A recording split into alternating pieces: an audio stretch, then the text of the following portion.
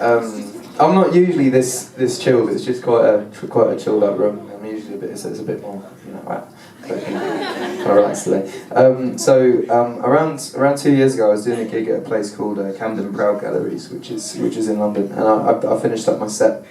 My friend Cave, who was also playing the gig, came up to me and he said, Ed, what are you doing tomorrow? And I said, nothing. And he said, oh, do you want to come and work for a charity that I'm working for? And I was like, what do you need me to do? And he's just like, just play a gig. So I said yes, because it was, I just turn up and play, which was quite fun.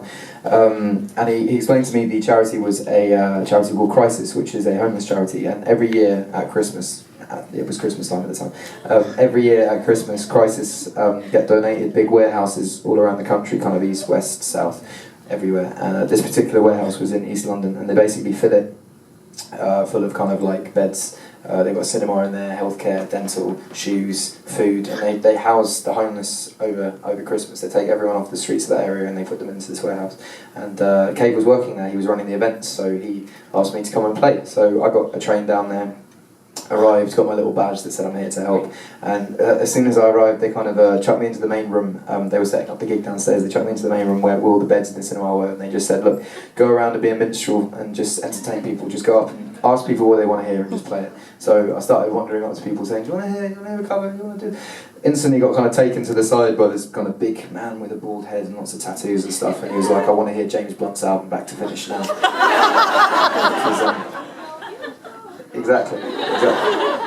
Which was fun. You just don't expect a butch dude like that to be into that sort of music, but which was surprising. So I was playing lots of different songs, ranging from Bon Jovi to James Blunt to Eminem to whatever, and all around the room, wherever I went, there were these posters that said Angel's Rules, which were basically the house rules of the place, kind of no smoking, no drinking, no swearing, all of that sort of stuff. And Angel, who the rules were named after, Cave was explaining to me that there was this woman called Angel who would be breaking all the rules of the shelter, and they sat her down and they said, look, Angel, if you stop, two women that were there.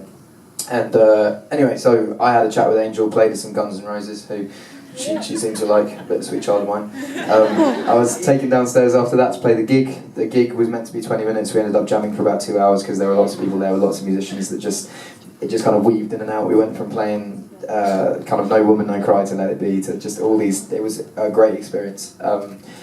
When I finished up, I was packing up all my stuff, and Cave said that his job on the last day was to take everyone from inside the shelter and throw them back out on the street, and he was saying what a difficult job that was, and where someone like Angel, for instance, had come from, and where she was going back to, and how she made her money, and how she spent her money. And I was 18 at the time. I'd been living away from home with kind of kind of from sofa to sofa, but I'd never really seen the dark underbelly of London, and it was quite kind of challenging to think about. So I wrote a song about Angel and that experience, which I'd like to play today.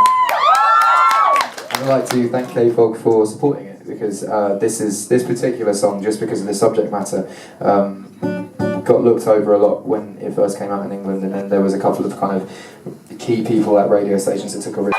If anyone likes it, it's Single of the Week at iTunes at the moment. You don't even have to buy the album, you can just go on and download the song for free.